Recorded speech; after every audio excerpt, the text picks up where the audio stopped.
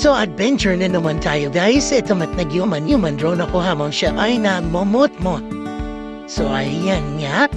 Papunta tayo ngayon sa isa sa mga pulse patito o ilog dito sa Bulacan. Actually gani kami papanganyan pa uwi na kami.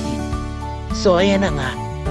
Ito yung lugar ko sa malapit na kami yan sa lugar na aming pupunta. Ayan yung bundok na yun. Pupuntahan natin yan guys. So nandyan makikita isa sa mga nila tourist spot nila ang sentro ng bato yan ay kita i-filming. So dito yan sa Bulacan. So yan guys, may papost pa tayo dyan. Ayan na nga, eto na pagtampis ang kami sandali at nahatong itong sa bato. So ang entrance yan ay 50 pesos or 280 pesos. Tapos meron di siya mga cottage pero hindi na namin nabil kasi